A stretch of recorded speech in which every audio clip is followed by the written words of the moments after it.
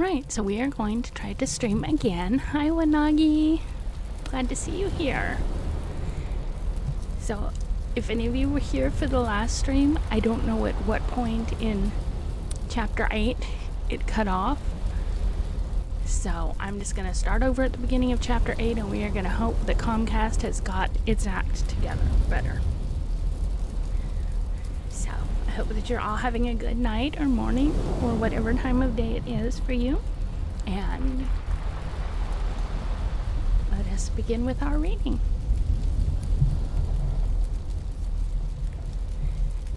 Chapter 8. The Stairs of Surith Ungol. Golem was tugging at Frodo's cloak and hissing with fear and impatience. "We must go," he said. "We mustn't stand here. Make haste." Reluctantly, Frodo turned his back on the west and followed as his guide led him, out into the darkness of the east.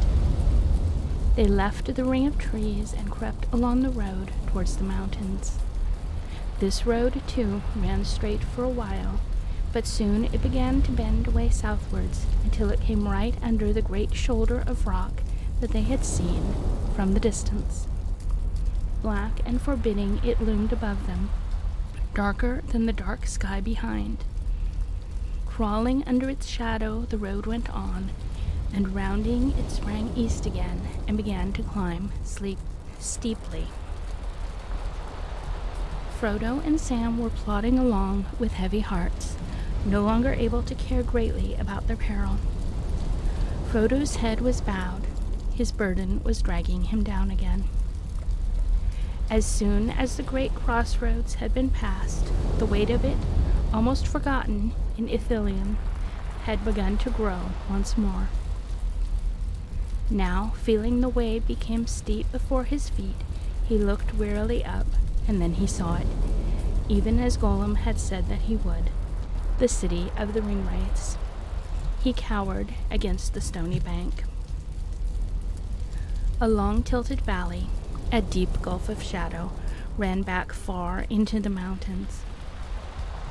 Upon the further side, some way within the valley's arms, high on a rocky seat upon the black knees of the Uffel Dwaith, stood the walls and tower of Minas Morgul. All was dark about it, earth and sky, but it was lit with light. Not the imprisoned moonlight welling through the marble walls of Minas Ithil long ago, tower of the moon fair and radiant in the hollow of the hills. Paler indeed than the moon ailing in slow eclipse was the light of it now, wavering and blowing like a noisome exhalation of decay, a corpse light, a light that illuminated nothing. In the walls and tower windows showed like countless black holes looking inward into emptiness, but the topmost course of the tower revolved slowly, first one way and then another, a huge ghostly head leering into the night. For a moment the three companions stood there, shrinking, staring up with unwilling eyes. Golem was the first to recover. Again he pulled at their cloaks urgently, but he spoke no word. Almost he dragged them forward. Every step was reluctant, and time seemed to slow its pace, so that between the raising of a foot and the setting of it down, minutes of loathing passed. So they came slowly to the White Bridge. Here the road, gleaming faintly, passed over the stream in the midst of the valley and went on, winding deviously up towards the city gate, a black mouth opening in the outer circle of the northward walls. Wide flats lay on either bank, shadowy meads filled with pale white flowers. Luminous these were too, beautiful and yet horrible of shape, like the demented forms in an uneasy dream. And they gave forth a faint, sickening charnel smell. An odor of rottenness filled the air. From mead to mead the bridge sprang. Figures stood there at its head, carven with cunning in forms human and bestial, but all corrupt and loathsome. The water flowing beneath was silent, and it steamed, but the vapor that rose from it, curling and twisting about the bridge, was deadly cold. Frodo felt his senses reeling and his mind darkening. Then suddenly, as if some force were at work other than his own will, he began to hurry, tottering forward, his groping hands held out, his head lolling from side to side. Both Sam and Gollum ran after him. Sam caught his master in his arms as he stumbled and almost fell, right on the threshold of the bridge. "Not that way!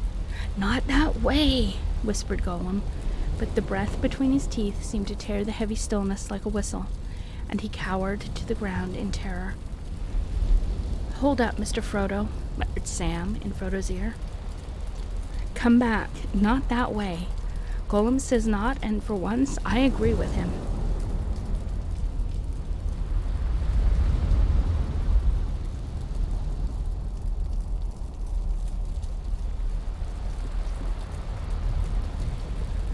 Frodo passed his hand over his brow and wrenched his eyes away from the city on the hill. The luminous tower fascinated him, and he fought the desire that was on him to run up the gleaming road toward its gate. At last, with an effort, he turned back, and as he did so, he felt the ring resisting him, dragging at the chain about his neck. And his eyes, too, as he looked away, seemed for the moment to have been blinded. The darkness before him was impenetrable. Gollum, crawling on the ground like a frightened animal, was already vanishing into the gloom. Sam, supporting and guiding his stumbling master, followed after him as quickly as he could. Not far from the near bank of the stream, there was a gap in the stone wall beside the road. Through this they passed, and Sam saw that they were on a narrow path that gleamed faintly at first as the main road did, until climbing above the meads of deadly flowers it faded and went dark, winding its crooked way up into the northern sides of the valley. Along this path the hobbits trudged side by side, unable to see Gollum in front of them, except when he turned back to beckon them on. Then his eyes shone with a green-white light, reflecting the noisome Morgul sheen, perhaps, or kindled by some answering mood within.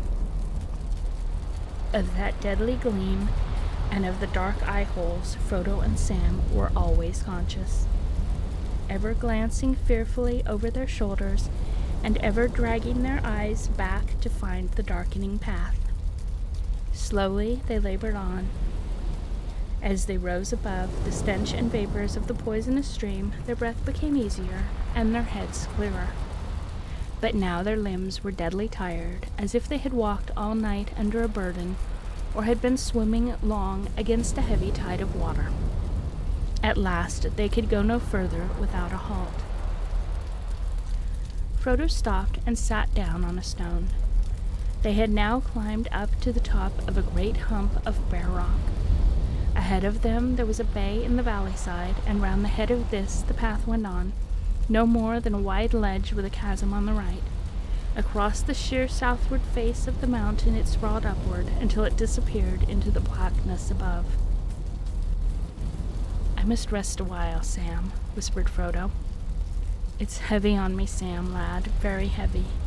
I wonder how far I can carry it. Anyway, I must rest before we venture on to that." He pointed to the narrow way ahead. "Shh, shh," hissed Gollum, hurrying back to them. "Shh." His fingers were on his lips, and he shook his head urgently. Tugging at Frodo's sleeve, he pointed towards the path, but Frodo would not move. "Not yet," he said. "Not yet." Weariness, and more than weariness, oppressed him. It seemed as if a heavy spell was laid on his mind and body. "I must rest," he muttered. At this, Gollum's fear and agitation became so great that he spoke again, hissing behind his hand, as if to keep the sound from unseen listeners in the air. "Not here, no. Not rest here. Fools! Eyes can see us. When they come to the bridge, they will see us. Come away. Climb! Climb! Come!" "Come, Mr. Frodo," said Sam. "He's right again. We can't stay here." "All right," said Frodo in a remote voice, as of one speaking half asleep. "I will try." Wearily he got to his feet, but it was too late. At that moment the rock quivered and trembled beneath them. The great rumbling noise, louder than ever before, rolled in the ground and echoed in the mountains. Then, with searing suddenness, there came a great red flash. Far beyond the eastern mountains it leapt into the sky and splashed the lowering clouds with crimson.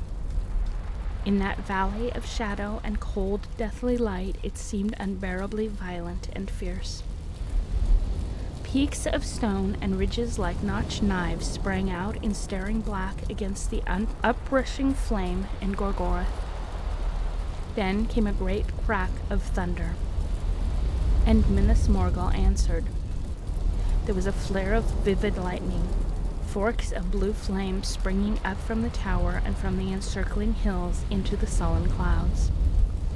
The earth groaned, and out of the city there came a cry. Mingled with harsh, high voices as of birds of prey, and the shrill neighing of horses wild with rage and fear, there came a rending screech, shivering, rising swiftly to a piercing pitch beyond the range of hearing. The hobbits wheeled round towards it and cast themselves down, holding their hands upon their ears. As the terrible cry ended, falling back through a long, sickening wail to silence, Frodo slowly raised his head. Across the narrow valley, now almost on a level with his eyes, the walls of the evil city stood, and its cavernous gate, shaped like an open mouth with gleaming teeth, was gaping wide. And out of the gate an army came. All that host was clad in sable, dark as the night. Against the wan walls and the luminous pavement of the road, Frodo could see them, small black figures in rank upon rank, marching swiftly and silently, passing outwards in an endless stream. Before them went a great cavalry of horsemen, moving like ordered shadows, and at their head was one greater than all the rest, a rider, all black, save that on his hooded head he had a helm like a crown that flickered with a perilous light. Now he was drawing near the bridge below, and Frodo's staring eyes followed him, unable to wink or to withdraw. Surely there was the Lord of the Nine Riders returned to earth to lead his ghastly host to battle. Yes, here indeed was the haggard king, whose cold hand had smitten down the ring-bearer with his deadly knife. The old wound throbbed with pain, and a great chill spread towards Frodo's heart. Even as these thoughts pierced him with dread and held him bound as with a spell, the rider halted suddenly, right before the entrance of the bridge, and behind him all the host stood still. There was a pause, a dead silence. Maybe it was the ring that called to the Wraith Lord, and for a moment he was troubled, sensing some other power within his valley.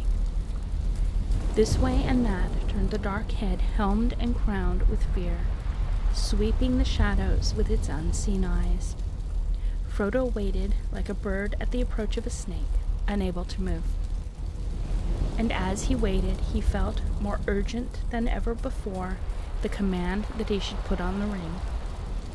But great as the pressure was, he felt no inclination now to yield to it. He knew that the ring would only betray him, and that he had not, even if he put it on, the power to face the Morgul king. Not yet.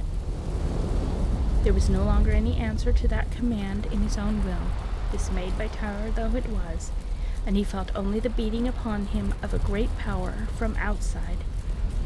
It took his hand, and as Frodo watched with his mind, not willing it, but in suspense, as if he looked on some old story far away, it moved the hand inch by inch towards the chain upon his neck.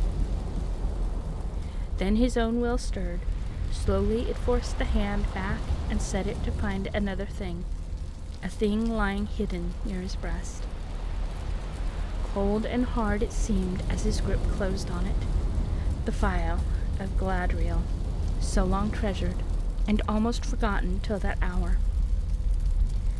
As he touched it, for a while all thought of the ring was banished from his mind. He sighed and bent his head. At that moment, the Wraith King turned and spurred his horse and rode across the bridge, and all his dark host followed him. Maybe the elven hoods defied his unseen eyes, and the mind of his small enemy, being strengthened, had turned aside his thought.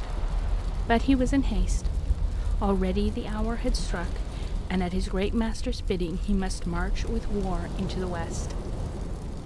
Soon he had passed, like a shadow into shadow, down the winding road, and behind him still the black ranks crossed the bridge. So great an army had never issued from the vale since the days of Isildur's might. No host so fell and strong in arms had yet assailed the fords of Anduin, and yet it was but one and not the greatest of the hosts that Mordor now sent forth.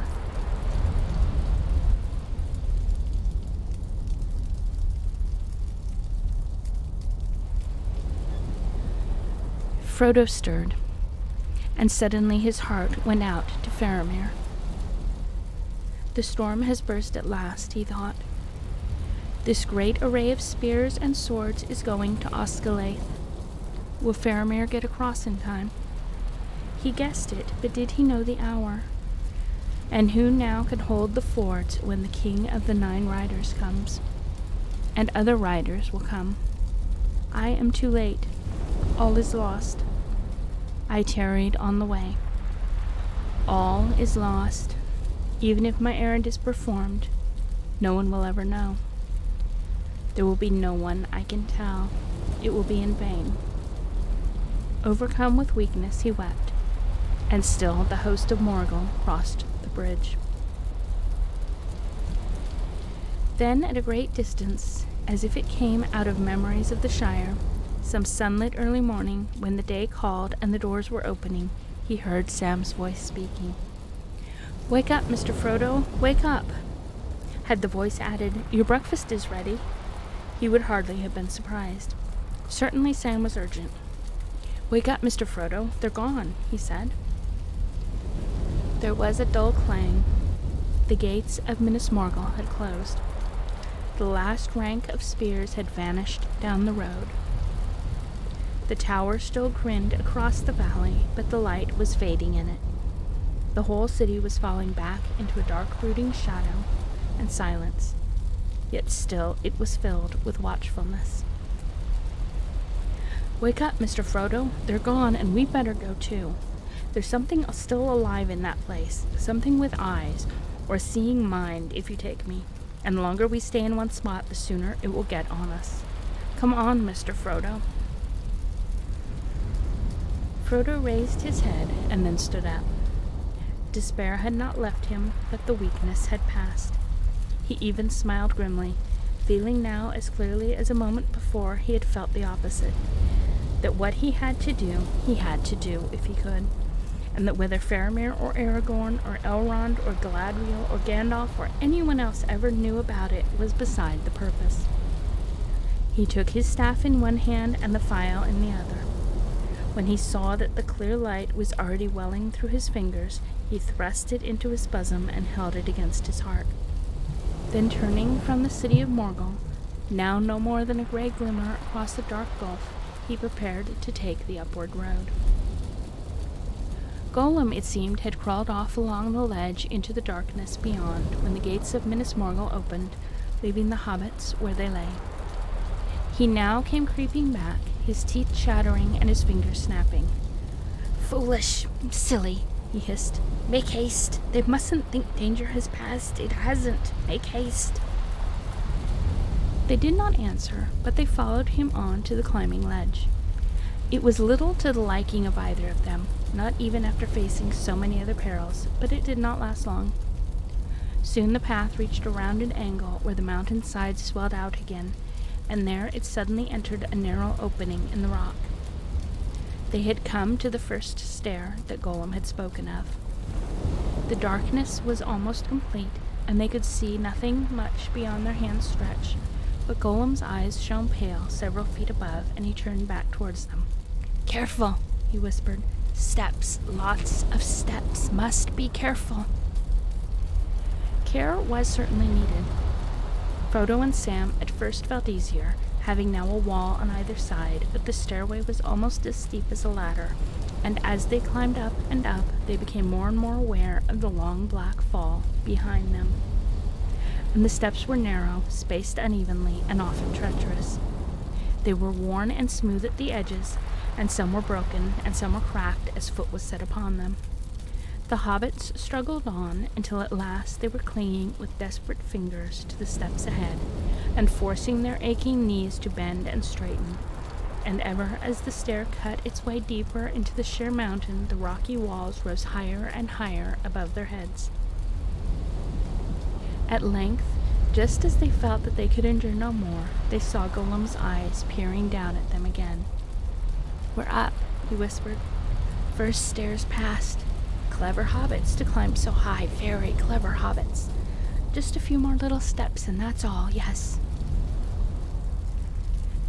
Dizzy and very tired, Sam and Frodo, following him, crawled up the last step and sat down, rubbing their legs and knees. They were in a deep, dark passage that seemed still to go up before them, though at a gentler slope and without steps. Golem did not let them rest long. "There's another stair still," he said. "Much longer stair. Rest when we get to the top of the next stair. Not yet." Sam groaned. "Longer, did you say?" he asked. Yes, longer," said Golem, "but not so difficult. Hobbits have climbed the straight stair. Next comes the winding stair." "And what after that?" said Sam. "We shall see," said Golem softly. "Oh yes, we shall see." "I thought you said there was a tunnel," said Sam. "Isn't there a tunnel or something to go through?" "Oh yes, there's a tunnel," said Golem, "but hobbits can rest before they try that. If they get through that, they'll be nearly at the top. Very nearly if they get through. Oh yes." Frodo shivered. The climb had made him sweat, but now he felt cold and clammy, and there was a chill draught in the dark passage, blowing down from the invisible heights above. He got up and shook himself. "Well, let's go on," he said. "This is no place to sit in." The passage seemed to go on for miles, and always the chill air flowed over them, rising as they went on to a bitter wind. The mountains seemed to be trying with their deadly breath to daunt them, to turn them back from the secrets of the high places, or to blow them away into the darkness behind. They only knew that they had come to the end when suddenly they felt no wall at their right hand. They could see very little. Great black shapeless masses and deep gray shadows loomed above them and about them, but now and again a dull red light flickered up under the lowering clouds, and for a moment they were aware of tall peaks, in front and on either side, like pillars holding up a vast, sagging roof. They seemed to have climbed up many hundreds of feet onto a wide shelf. A cliff was on their left and a chasm on their right. Golem led the way close under the cliff. For the present they were no longer climbing, but the ground was now more broken and dangerous in the dark, and there were blocks and lumps of fallen stone in the way. Their going was slow and cautious. How many hours had passed since they had entered the Morgul Vale, neither Sam nor Frodo could any longer guess. The night seemed endless. At length they were once more aware of a wall looming up, and once more a stairway opened before them. Again they halted, and again they began to climb. It was a long and weary ascent, but this stairway did not delve into the mountainside. Here the huge cliff face sloped backwards, and the path like a snake wound to and fro across it. At one point it crawled sideways right to the edge of the dark chasm, and Frodo, glancing down, saw before him as a vast deep pit the great ravine at the head of the Morgul Valley. Down in its depth glimmered, like a glowworm thread, the wraith roads from the dead city to the nameless pass. He turned hastily away. Still on and up the stairway bent and crawled until at last, with a final flight, short and straight, it climbed out again onto another level. The path had veered away from the main pass in the great ravine, and it now followed its own perilous course from the bottom of a lesser cleft among the higher regions of the Eiffel Dwarf. Dimly the hobbits could discern tall piers and jagged pinnacles of stone on either side, between which were great crevices and fissures blacker than the night, where forgotten winters had gnawed and carved the sunless stone. And now the red light in the sky seemed stronger, though they could not tell whether a dreadful morning were indeed coming to this place of shadow, or whether they saw only the flame of some great violence of Sauron in the torment of Gorgoroth beyond. Still far ahead, and still high above, Frodo looked up, saw, as he guessed, the very crown of this bitter road. Against the sullen redness of the eastern sky, a cleft was outlined in the topmost ridge, narrow, deep cloven between two black shoulders, and on either shoulder was a horn of stone. He paused and looked more attentively. The horn upon the left was tall and slender, and in it burned a red light, or else the red light in the land beyond was shining through a hole. He saw now.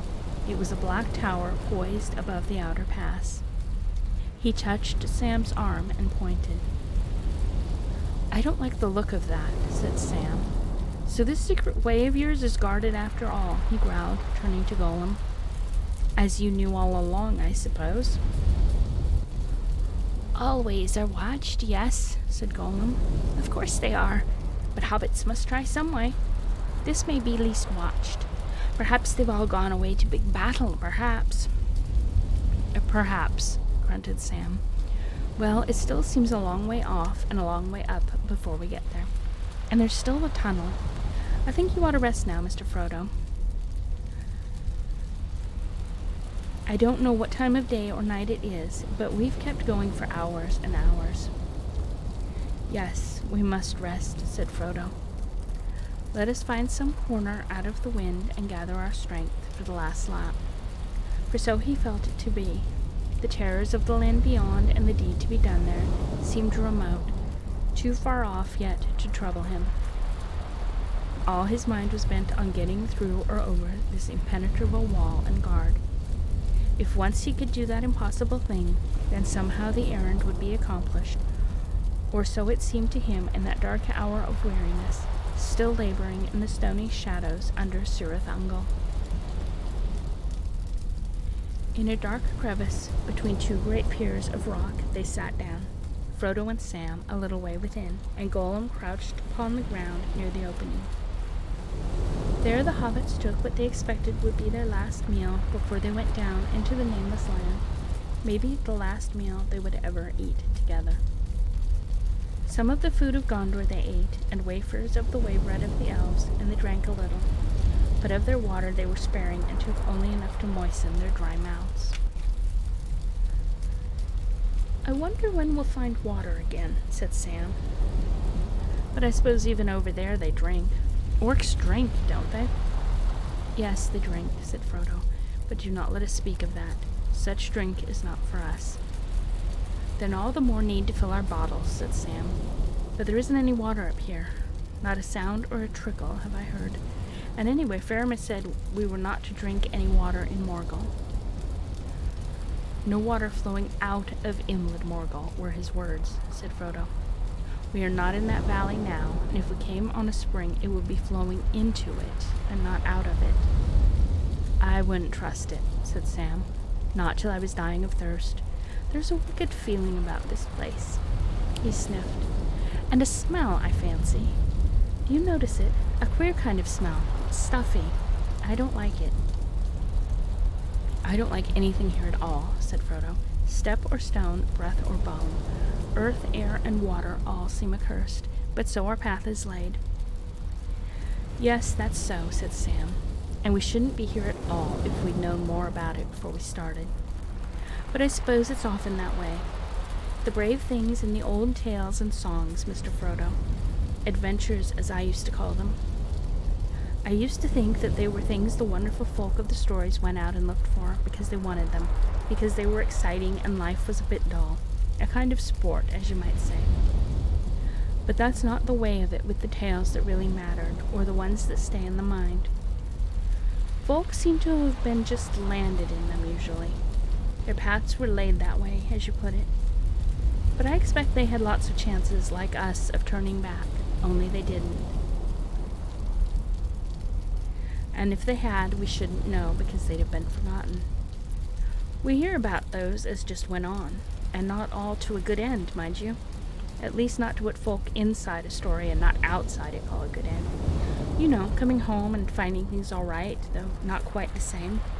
Like old Mr. Bilbo.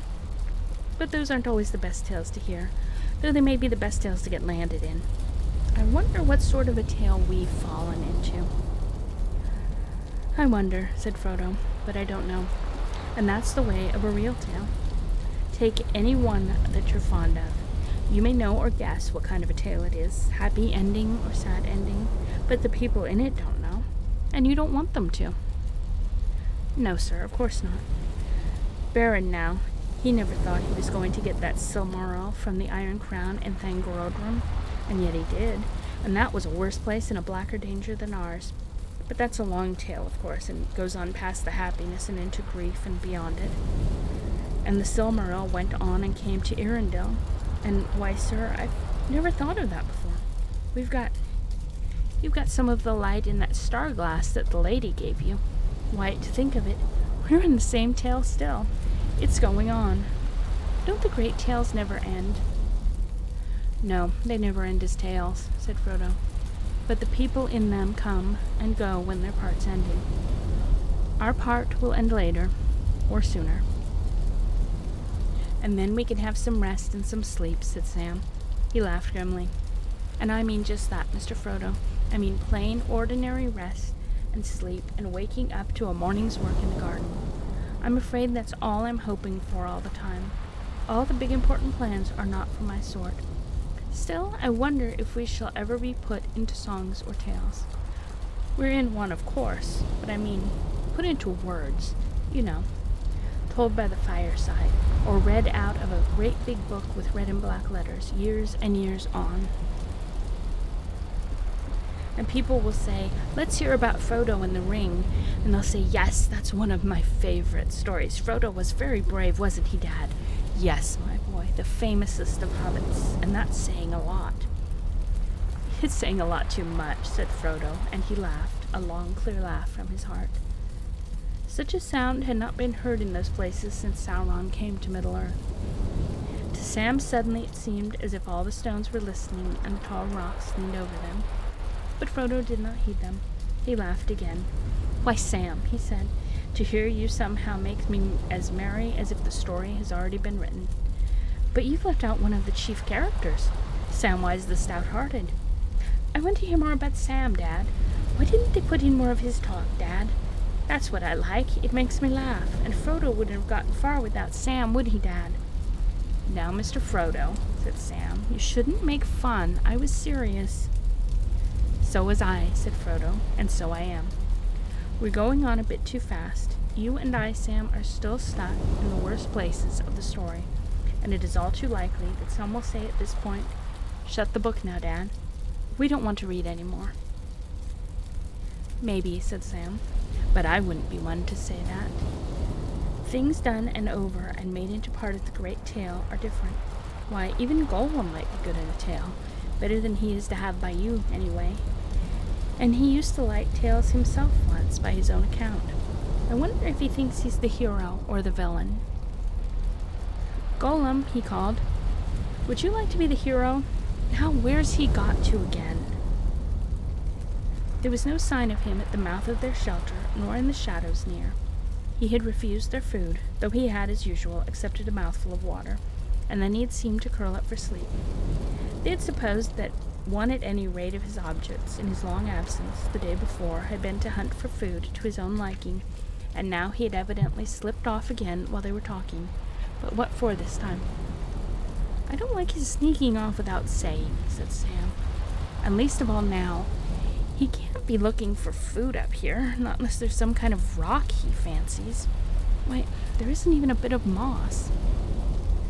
It's no good worrying about him now, said Frodo. We couldn't have got so far, not even within sight of the pass, without him, and so we'll have to put up with his ways. If he's false, he's false. All the same, I'd rather have him under my eye, said Sam. All the more so if he's false. Do you remember, he never would say if this pass was guarded or no? And now we see a tower there, and it may be deserted and it may not. Do you think he's gone to fetch them, orcs or whatever they are? No, I don't think so, answered Frodo. Even if he's up to some wickedness, and I suppose that's not unlikely, I don't think it's that. Not to fetch orcs or any servant of the enemy. Why wait till now, and go through all the labor of the climb, and come so near the land he fears? He could probably have betrayed us to orcs many times since we met him. No, if it's anything, it will be some private little trick of his own that he thinks is quite secret. Well, I suppose you're right, Mr. Frodo, said Sam. Not that it comforts me. I don't make no mistake. I don't doubt he'd hand me over to orcs as gladly as kiss his hand. But I was forgetting. His precious. No, I suppose the whole time it's been the precious for poor Smeagol. That's the one idea in all his little schemes, if he has any. But now bringing us up here will help him in that is more than I can guess. Very likely he can't guess himself, said Frodo. And I don't think he's got just one plain scheme in his muddled head. I think he really is in part trying to save the precious from the enemy, as long as he can. And that would be the last disaster for himself, too, if the enemy got it. And in the other part, perhaps he's just biding his time and waiting on chance. Yes, slinker and stinker, as I've said before, said Sam. But the nearer they get to the enemy's lands, the more like stinker Slinker will get. Mark my words, if we ever get to the pass, he won't let us really take the precious over the border without making some kind of trouble. We haven't got there yet, said Frodo. No, but we'd better keep our eyes skinned till we do. If we're caught napping, Stinker will come out on top pretty quick. Not but what it would be safe for you to have a wink now, Master. Safe if you lay close to me. I'll be dearly glad to see you have a sleep. I'd keep watch over you, and anyway, if you lay near, with my arm round you, no one could come pawing you without your Sam knowing it. Sleep, said Frodo, and sighed, as if out of a desert he had seen a mirage of cool green. Yes, even here I could sleep. Sleep then, Master. Lay your head in my lap.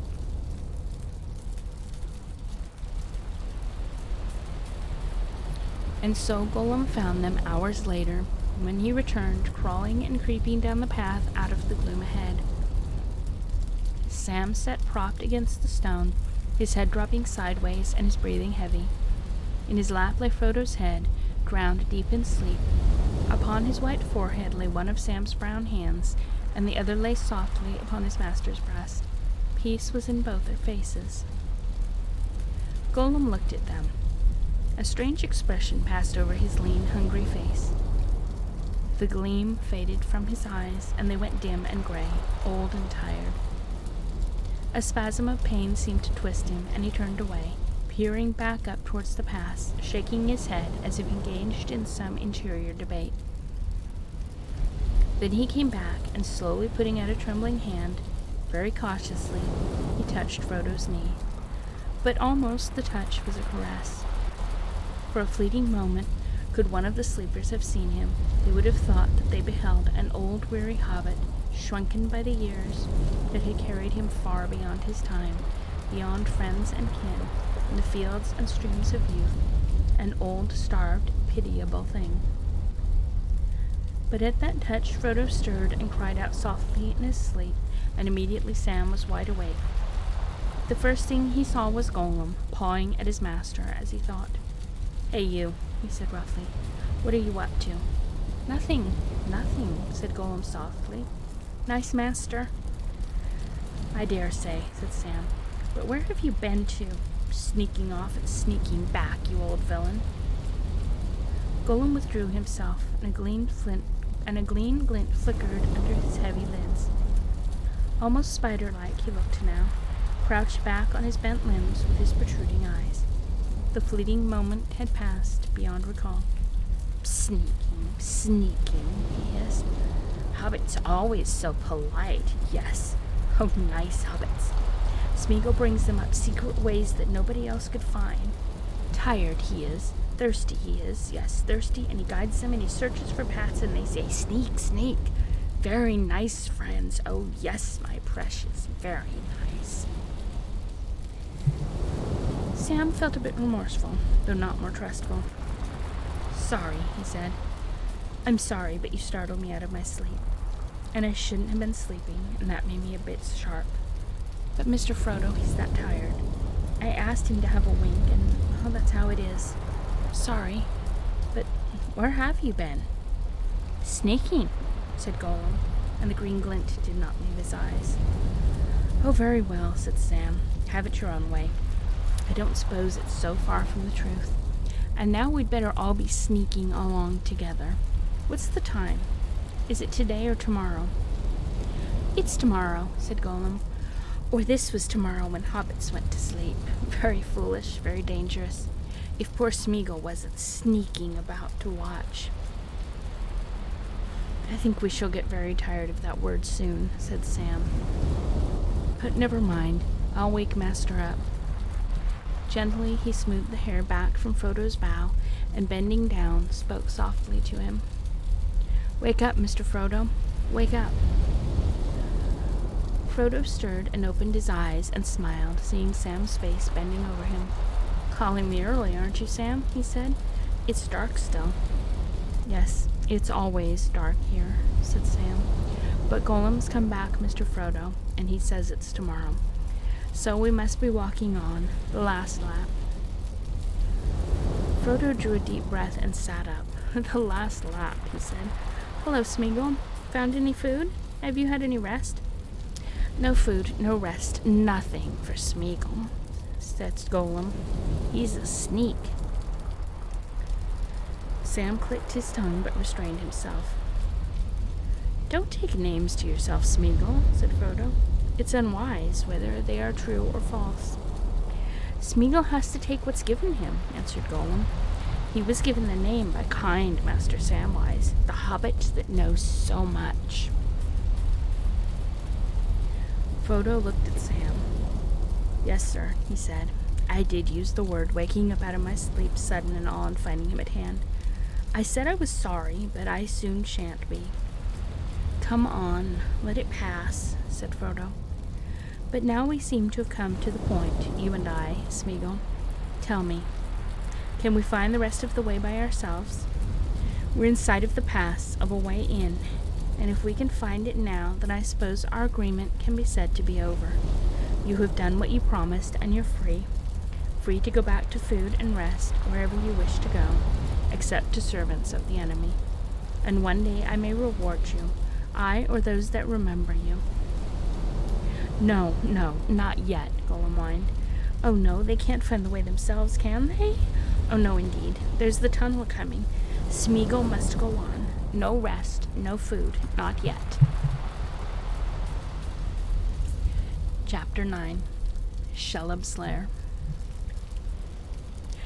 It may indeed have been daytime now, as Gollum said, but the hobbits could see little difference, unless perhaps the heavy sky above was less utterly black, more like a great roof of smoke, while instead of the darkness of deep night, which lingered still in cracks and holes, a gray blurring shadow shrouded the stony world about them. They passed on, Gollum in front and the hobbits now side by side, up the long ravine between the piers and columns of torn and weathered rock, standing like huge, unshapen statues on either hand. There was no sound. Some way ahead, a mile or so perhaps, there was a great wall, and a last huge upthrusting mass of mountain stone. Darker it loomed, and steadily it rose as they approached, until it towered up high above them, shutting out the view of all that lay beyond. Deep shadow lay before its feet. Sam sniffed the air. Ugh, that smell, he said. It's getting stronger and stronger. Presently they were under the shadow, and there in the midst of it they saw the opening of a cave. "This is the way in," said Gollum softly. "This is the entrance to the tunnel." He did not speak its name. Torich Ungol, Shelob's lair. Out of it came a stench, not the sickly odor of decay in the meads of Morgul, but a foul reek, as if filth unnameable were piled and hoarded in the dark within. "Is this the only way, Smeagol?" said Frodo. Yes, he answered. "Yes, we must go this way now." "Do you mean to say you've been through this hole?" said Sam. "But perhaps you don't mind bad smells." Gollum's eyes glinted. "He doesn't know what we minds, does he, precious? No, he doesn't. But Smeagol can bear things, yes. He's been through. Oh, yes, right through. It's the only way." "And what makes the smell, I wonder?" said Sam. "It's like, well, I wouldn't like to say. Some beastly hole of the orcs, I'll warrant, with 100 years of their filth in it." "Well," said Frodo, "orcs or no, if it's the only way, we must take it." Drawing a deep breath, they passed inside. In a few steps, they were in water and impenetrable darkness. Not since the lightless passages of Moria had Frodo or Sam known such darkness, and if possible here it was deeper and denser. There were airs moving and echoes and a sense of space. Here the air was still, stagnant, heavy, and sound fell dread. They walked as if they were in a proper vapor, wrought of veritable darkness itself that, as it was breathed, brought blindness not only to the eyes but to the mind, so that even the memory of colors and of forms and of any light faded out of thought. Night always had been and always would be, and night was all. But for a while they could still feel, and indeed the senses of their feet and fingers at first seemed sharpened almost painfully. The walls felt, to their surprise, smooth, and the floor, save for a step now and again, was straight and even, going ever up at the same stiff slope. The tunnel was high and wide, so wide that, though the hobbits walked abreast, only touching the side walls with their outstretched hands, they were separated, cut off alone in the darkness. Gollum had gone in first and seemed to be only a few steps ahead. While they were still able to give heed to such things, they could hear his breath hissing and gasping just in front of them. But after a time their senses became duller, both touch and hearing seemed to grow numb, and they kept on groping, walking on and on, mainly by the force of the will with which they had entered, will to go through and desire to come out at last to the high gate beyond. Before they had gone very far, perhaps, but time and distance soon passed out of his reckoning, Sam on the right, feeling the wall, was aware that there was an opening at the side. For a moment he caught a faint breath of some air less heavy, and then they passed it by. "There's more than one passage here," he whispered with an effort. It seemed hard to make his breath give any sound. "It's an orc-like a place as ever there could be." After that, first he on the right and then Frodo on the left passed 3 or 4 such openings, some wider, some smaller, but there was as yet no doubt of the main way, for it was straight and did not turn, and still went steadily up. But how long was it? How much more of this would they have to endure, or could they endure? The breathlessness of the air was growing as they climbed, and now they seemed often in the blind dark to sense some resistance thicker than the foul air. As they thrust forward, they felt things brush against their heads, or against their hands, long tentacles, or hanging growths perhaps. They could not tell what they were, and still the stench grew. It grew until almost it seemed to them that smell was the only clear sense left to them, and that was for their torment. 1 hour, 2 hours, 3 hours, how many had they passed in this lightless hole? Hours, days, weeks rather. Sam left the tunnel side and shrank towards Frodo, and their hands met and clasped, and so together they still went on. At length Frodo, groping along the left-hand wall, came suddenly to a void. Almost he fell sideways into the emptiness. Here was some opening in the rock far wider than any they had yet passed, and out of it came a reek so foul and a sense of lurking malice so intense that Frodo reeled. And at that moment Sam too lurched and fell forward. Fighting off both the sickness and the fear, Frodo gripped Sam's hand. "Up," he said in a hoarse breath, without voice. "It all comes from here, the stench and the peril. Now for it, quick." Calling up his remaining strength and resolution, he dragged Sam to his feet and forced his own limbs to move. Sam stumbled beside him. 1 step, 2 step, 3 steps, at last 6 steps.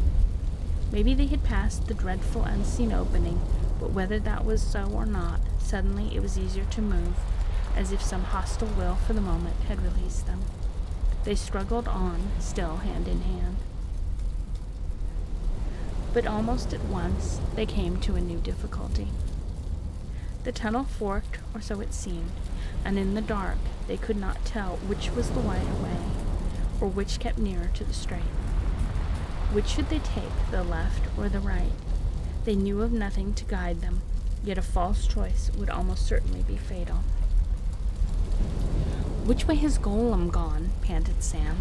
"And why didn't he wait?" "Smeagol," said Frodo, trying to call. "Smeagol!" But his voice croaked, and the name fell dead almost as it left his lips. There was no answer, not an echo, not even a tremor of the air. "He's really gone this time, I fancy," muttered Sam. "I guess this is just exactly where he meant to bring us. Gollum, if ever I lay hands on you again, you'll be sorry for it." Presently, groping and fumbling in the dark, they found that the opening in the left was blocked. Either it was a blind, or else some great stone had fallen in the passage. "This can't be the way," Frodo whispered. "Right or wrong, we must take the other." "And quick," Sam panted. "There's something worse than Gollum about. I can feel something looking at us."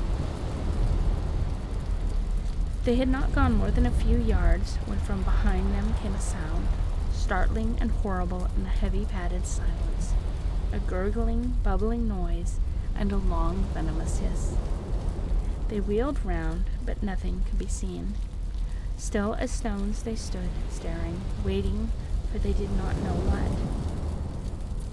"It's a trap," said Sam, and he laid his hand upon the hilt of his sword, and as he did so, he thought of the darkness of the barrow whence it came.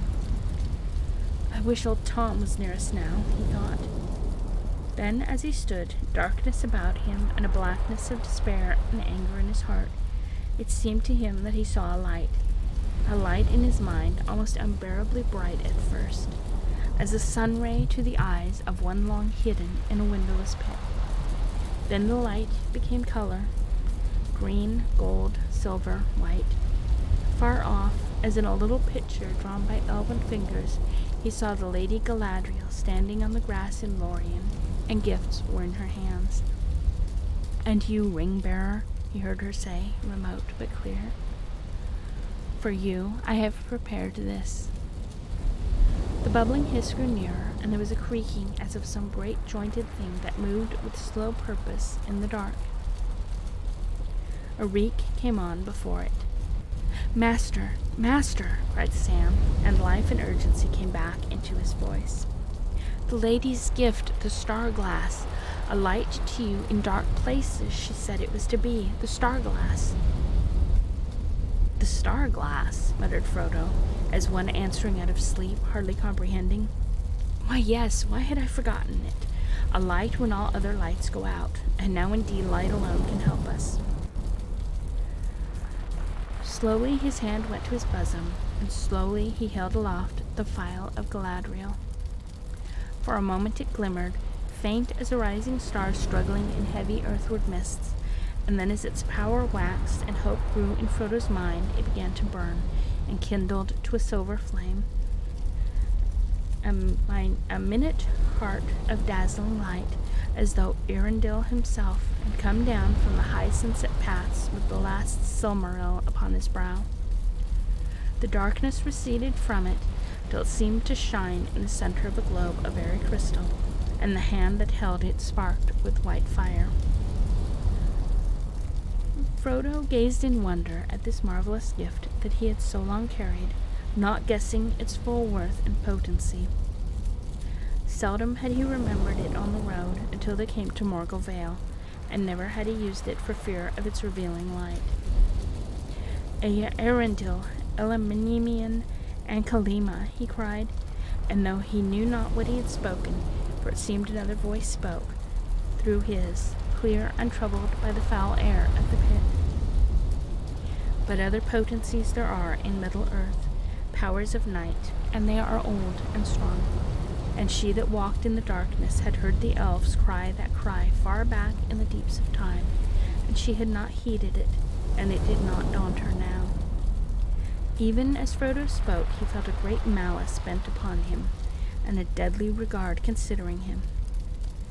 Not far down the tunnel, between them and the opening where they had reeled and stumbled, he was aware of eyes growing visible, 2 great clusters of many windowed eyes.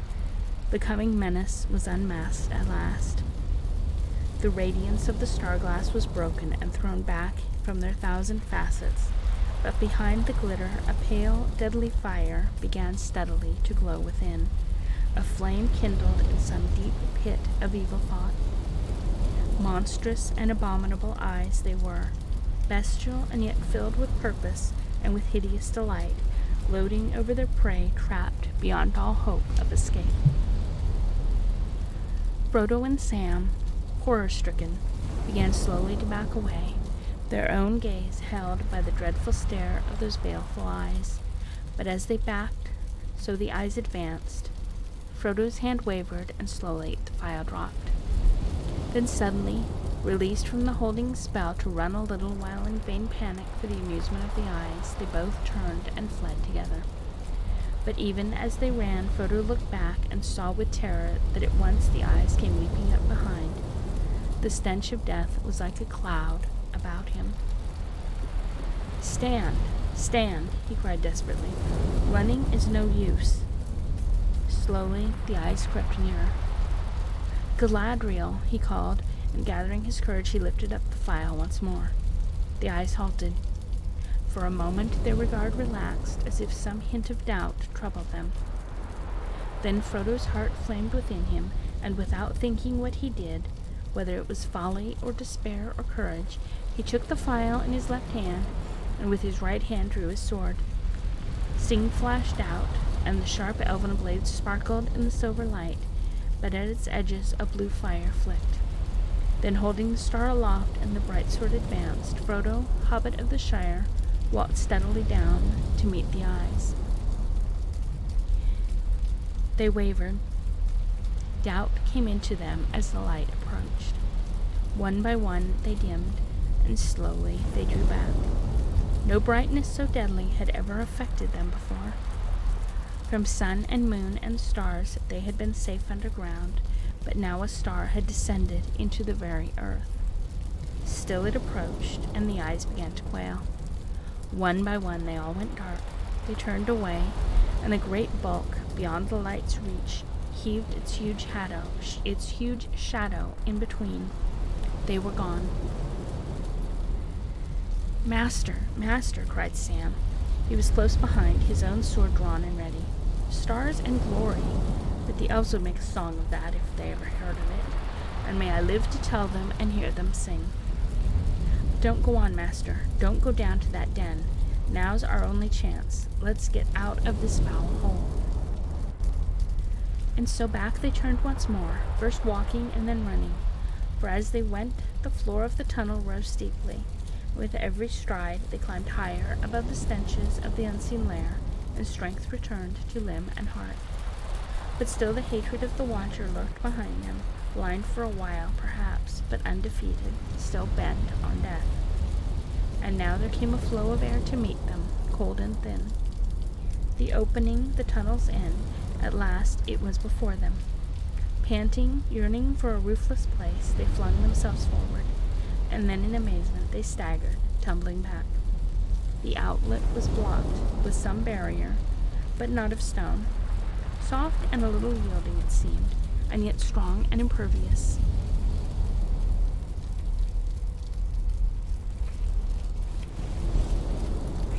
Air filtered through, but not a glimmer of any light. Once more they charged and were hurled back. Holding aloft the file, Frodo looked, and before him he saw a grayness which the radiance of the star glass did not pierce and did not illuminate. As if it were a shadow, the being cast by no light could dissipate. Across the width and height of the tunnel, a vast web was spun, orderly as the web of some huge spider, but denser woven and far greater, and each thread was as thick as rope. Sam laughed grimly. "Cobwebs," he said. "Is that all? Cobwebs? But what a spider! Have at 'em, down with 'em." In a fury he hewed at them with his sword, but the thread that he struck did not break. It gave a little and then sprang back like a plucked bowstring, striking, turning the blade and tossing up both sword and arm. 3 times Sam struck with all his force, and at last one single cord of all the countless cords snapped and twisted, curling and whipping through the air. One end of it lashed Sam's hand, and he cried out in pain, staring back and drawing his hand across his mouth. "It will take days to clear the road like this," he said. "What's to be done? Have those eyes come back?" "No, not to be seen," said Frodo. "But I still feel that they are looking at me, or thinking about me, making some other plan perhaps. If this light were lowered, or if it failed, they would quickly come again." "Tripped in the end," said Sam bitterly, his anger rising again above weariness and despair. "Gnats in a net. May the curse of Faramir bite that golem and bite him quick." "That would not help us now," said Frodo. "Come, let us see what Sting can do. It is an elven blade. There were webs of horror in the dark ravines of Beleriand, where it was forged, but you must be the guard and hold back the eyes. Here, take the star glass. Do not be afraid. Hold it up and watch." Then Frodo stepped up to the great gray net and hewed it with a wide-sweeping stroke, drawing the bitter edge swiftly across a ladder of close-strung cords, and at once springing away. The blue-gleaming blade shone through them like a scythe through grass, and they leapt and writhed and then hung loose. A great rent was made. Stroke after stroke he dealt, until at last all the web within his reach was shattered, and the upper portion blew and swayed like a loose veil in the incoming wind. The trap was broken. "Come," cried Frodo. "On, on!" Wild joy at their escape from the very mouth of despair suddenly filled all his mind. His head whirled as with a draught of potent wine. He sprang out, shouting as he came. It seemed light in that dark land to his eyes had passed through the den of night. The great smokes had risen and grown thinner, and the last hours of a somber day were passing. The red glare of Mordor had died away in sudden gloom. Yet it seemed to Frodo that he looked upon a morning of sudden hope. Almost he had reached the summit of the wall, only a little higher now.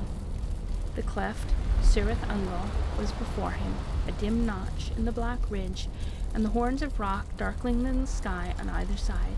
A short race, a sprinter's course, and he would be through. "The pass, Sam," he cried, not heeding the shrillness of his voice that, released from the choking airs of the tunnel, rang out now high and wild. "The pass. Run, run, and we'll be through before anyone can stop us." Sam came up behind as fast as he could urge his legs, but glad as he was to be free, he was uneasy, and as he ran he kept glancing back at the dark arch of the tunnel, fearing to see eyes or some shape beyond his imagining spring out in pursuit. Too little did he or his master know of the craft of Shelob. She had many exits from her lair. There age-long she had dwelt, an evil thing in spider form. even such as once of old had lived in the land of the elves in the west, that is now under the sea, such as Baron fought in the mountains of terror in Doriath, and so came to Luthien upon the green sward, amid the hemlocks in the moonlight long ago. How Shelub came there, flying from ruin, no tale tells, for out of the dark years few tales have come. But still she was there, who was there before Sauron, and before the first stone of Barad-dûr, and she served none but herself, drinking the blood of elves and men, bloated and grown fat with endless brooding on her feasts, weaving webs of shadow, for all living things were her food, and her vomit darkness. Far and wide her lesser broods, bastards of the miserable mates, her own offspring that she slew, spread from glen to glen, from the Ethel Dwa to the eastern hills, to Dol Guldur and the fastnesses of Mirkwood. But none could rival her, Shelub the Great, last child of Ungoliant to trouble the unhappy world.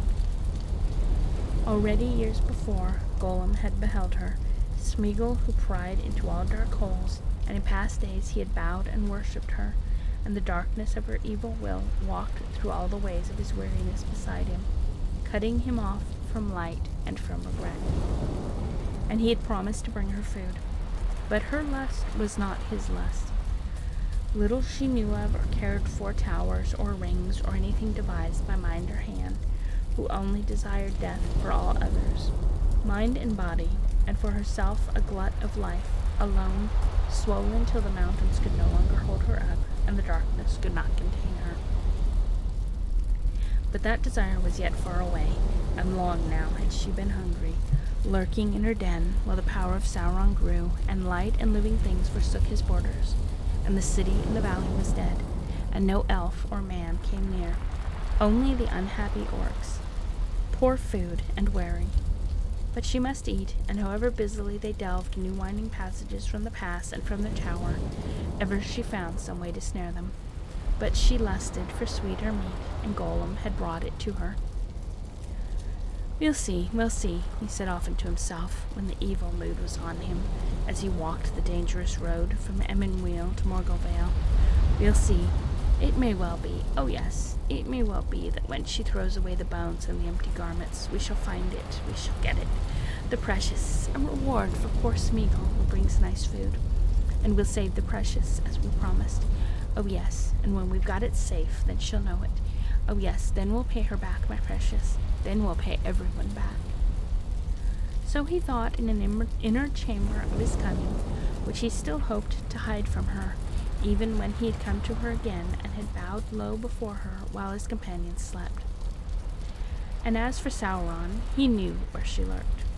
It pleased him that she should dwell there hungry but unabated in malice, a more sure watch upon the ancient path into his land than any other that his skill could have devised. And orcs, they were useful slaves, but he had them in plenty.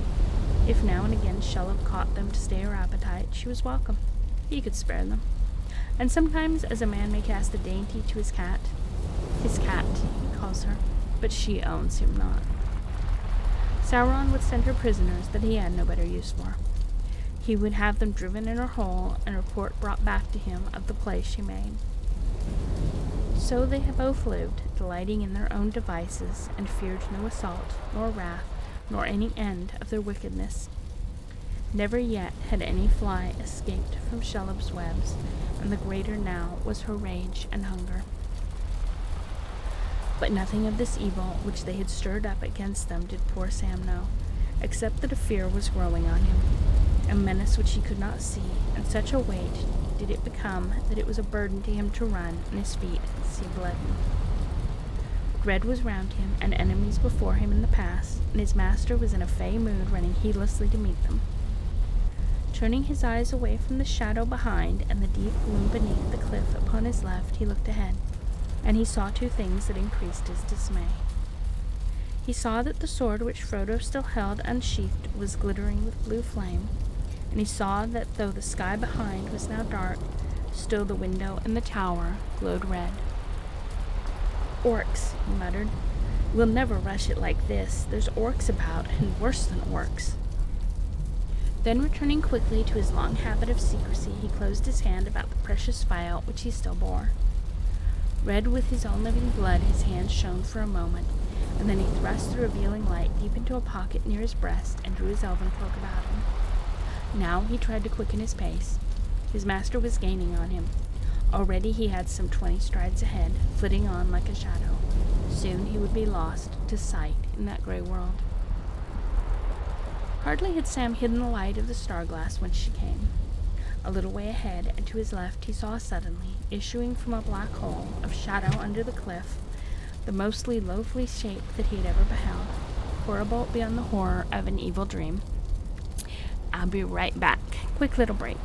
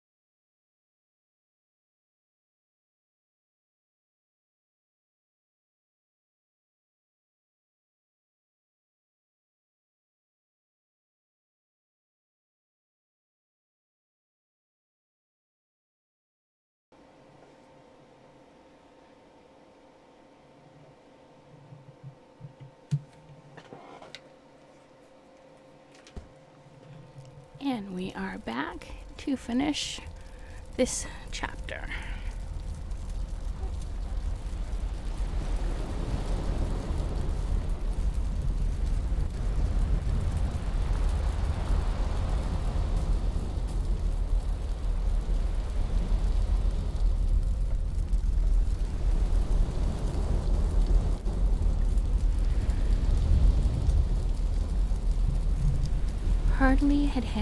Hardly had Sam hidden the light of the star glass when she came.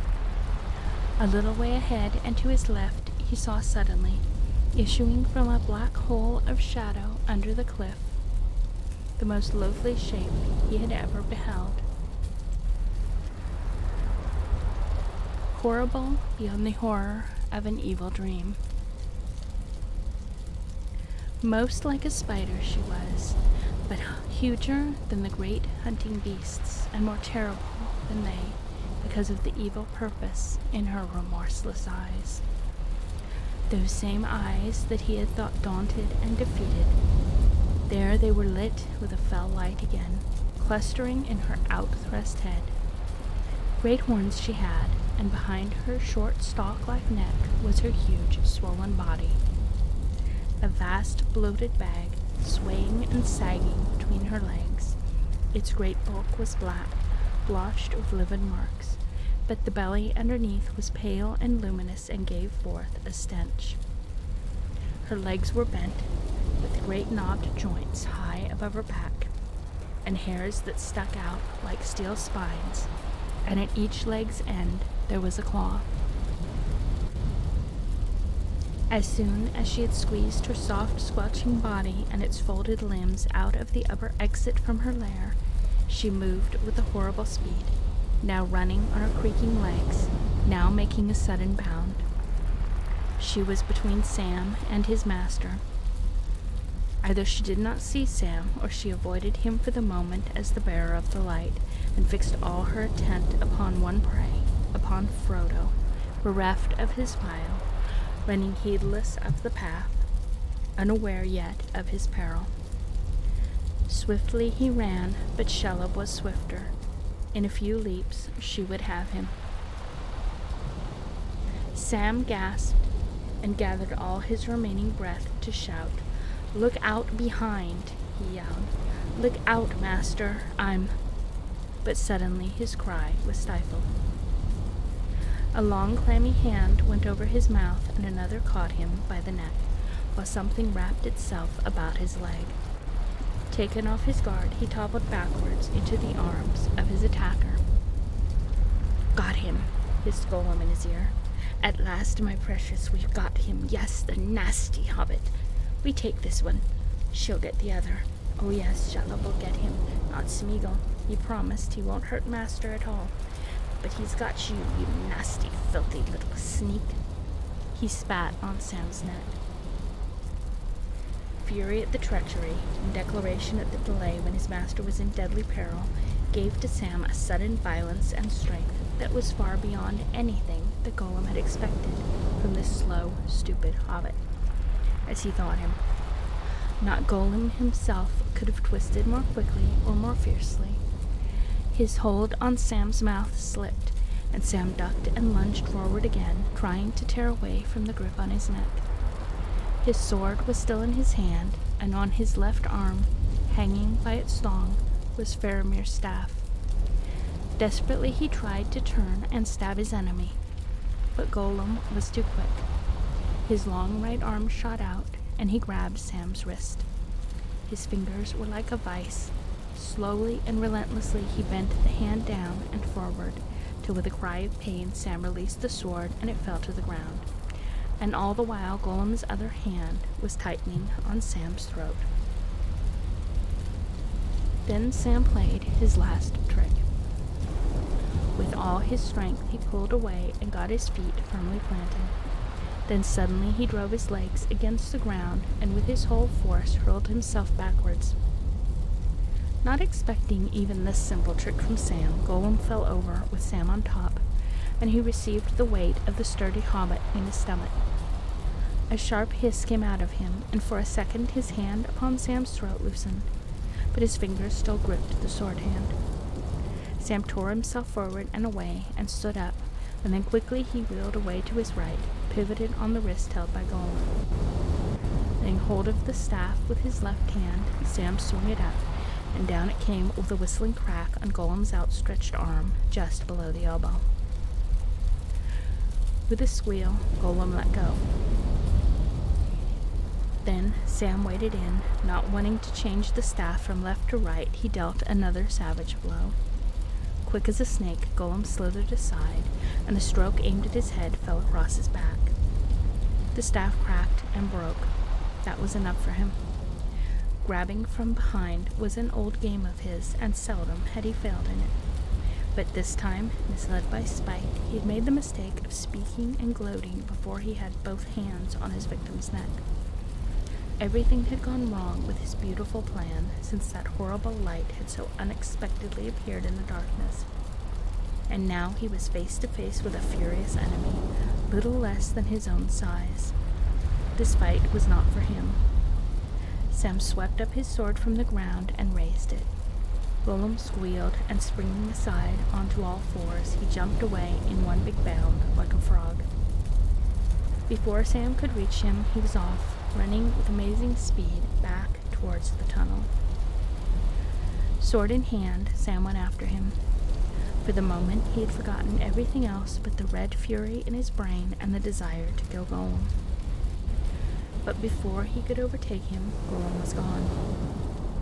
Then, as the dark hole stood before him and the stench came out to meet him, like a clap of thunder, he thought of Frodo, and the monster smote upon Sam's mind. He spun round and rushed wildly up the path, calling him and calling his master's name. He was too late. So far, Gollum's plot had succeeded.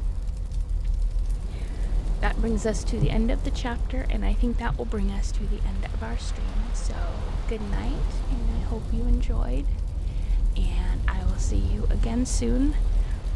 We haven't got too much left of this book, so I think we will get through it soon.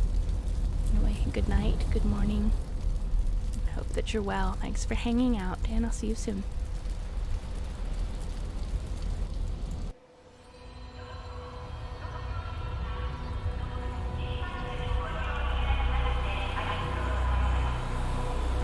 Initiating good night sequence. Dispersing appropriate dosage of compound 347. Initiating phase 1 of memory calibration. This phone heard me. Close your eyes.